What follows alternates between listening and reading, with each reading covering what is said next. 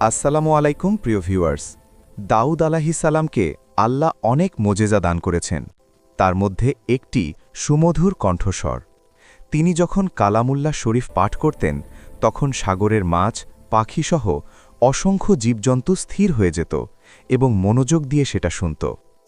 এমন কিছু হাদিস নিয়ে আমাদের আজকের আয়োজন, তাই ভিডিওটি স্কিপ না করে সম্পূর্ণ দেখুন এবং আমাদের চ্যানেলে নতুন হলে চ্যানেলটি সাবস্ক্রাইব করে পাশে থাকা বেলটি বাজিয়ে দিন পরবর্তীতে ভিডিওর নোটিফিকেশন সবার আগে পাওয়ার জন্য। দাউদ আলাইহিসসালাম আল্লাহর প্রশংসায় কণ্ঠ তোলেন। তার কণ্ঠ ছিল কোমল, গভীর, হৃদয় কাঁপানো। তখন পাহাড়গুলো যেন তার সুরে প্রতিধ্বনি তুলছে। উড়ন্ত পাখিরা থেমে দাঁড়িয়ে তসবিহে সুর মিলাচ্ছে। এটি ছিল আল্লাহর পক্ষ থেকে এক অলৌকিক সম্মান, কুরআনের প্রত্যক্ষ প্রমাণ। আমি পাহাড় ও পাখিকে তার সাথে তসবিহ করতে বাধ্য করেছিলাম। সূরা সাবা 34:10। আমি দাউদ আলাইহিসসালামের সাথে পাহাড় ও পাখিকে তসবিহে নিয়োজিত করেছিলাম। সূরা আম্বিয়া 21:79।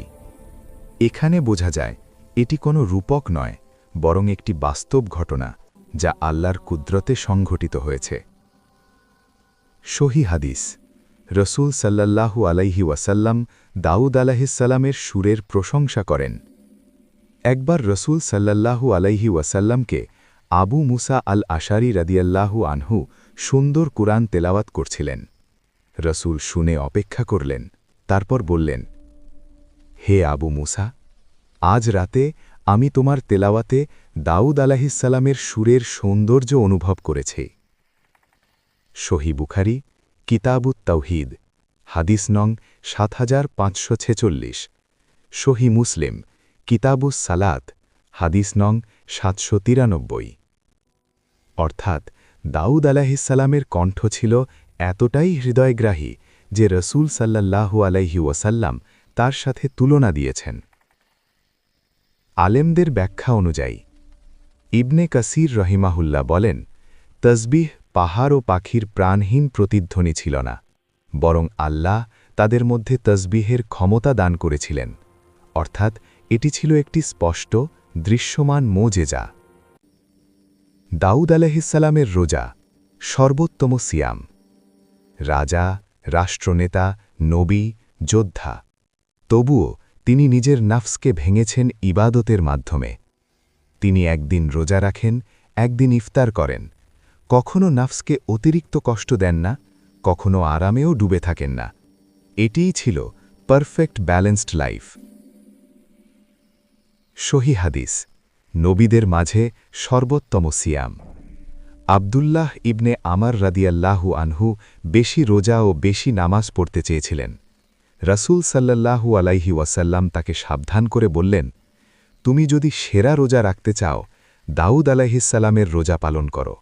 তিনি একদিন রোজা রাখতেন, আরেক দিন রাখতেন না, আর এটাই সর্বোত্তম সিয়াম। সহিহ বুখারী, কিতাবুস সিয়াম, হাদিস নং 1971।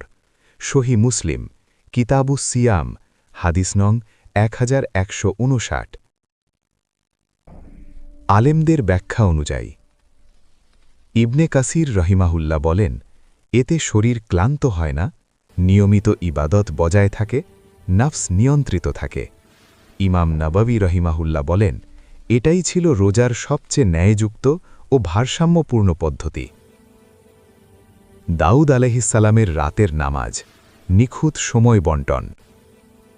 রাত গভীর, রাজপ্রাসাদ নিস্তব্ধ, মানুষ ঘুমালেও দাউদ আলাইহিসসালাম দাঁড়িয়ে আছেন কিয়ামের সিজদায়। সহিহ হাদিস। সর্বোত্তম নাইট রুটিন। রাসূল সাল্লাল্লাহু আলাইহি ওয়াসাল্লাম বলেন, দাউদ আলাইহিসসালাম রাতের অর্ধেক ঘুমাতেন, রাতের 1/3 নামাজ পড়তেন, আর শেষ 1/6 ঘুমাতেন। আর এটাই সর্বোত্তম রাত কাটানোর পদ্ধতি। সহিহ বুখারী, কিতাবুত তাহাজ্জুদ, হাদিস নং 1131। সহিহ মুসলিম, কিতাবুস সিয়াম, হাদিস নং 1159। আলেমদের ব্যাখ্যা অনুযায়ী এই রুটিনে শরীর পায় বিশ্রাম, ইবাদত থাকে ধারাবাহিক, শেষ রাতে দোয়া কবুল হয়। এটি ছিল একটি বাস্তববাদী ইবাদত মডেল। ন্যায় বিচারের ঘটনা, বিচার প্রজ্ঞার মোজেজা। 2 নারী, একটি শিশু, বিচার আসনে দাউদ আলাইহিসসালাম। তারা উভয়েই দাবি করছে শিশুটি আমার। প্রথম বিচার দেন দাউদ আলাইহিসসালাম, পরে সুলাইমান আলাইহিসসালামকে আরও সূক্ষ্ম প্রজ্ঞা দেন। রসুল সাল্লাল্লাহু আলাইহি ওয়াসাল্লাম বলেন, দাউদ ও সুলাইমান উভয়েই বিচার করেছিলেন। আল্লাহ সুলাইমানকে এতে সঠিক সিদ্ধান্তের প্রজ্ঞা দিয়েছিলেন। সহিহ বুখারী, কিতাবুল আম্বিয়া, হাদিস নং 3427, 3428। অর্থাৎ নবীদের বিচার আল্লাহর ইলহামে প্রভাবিত।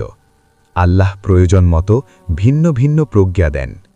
উভয়েই স্বভাবপ্রাপ্ত, তবে সঠিক পক্ষ আল্লাহ ঠিক করে দেন। দাউদ আলাইহিসসালাম নিজ হাতে উপার্জনকারী নবী। রাজসিংহাসন, সেনাবাহিনী, কিন্তু খাবার নিজের হাতে উপার্জিত রিজিক দিয়ে। রসুল সাল্লাল্লাহু আলাইহি ওয়াসাল্লাম বলেন, আল্লাহর নবীদের মধ্যে দাউদ আলাইহিসসালাম নিজ হাতের উপার্জন দিয়ে জীবিকা নির্বাহ করতেন। সহিহ বুখারী, কিতাবুল বিউ, হাদিস নং 2072।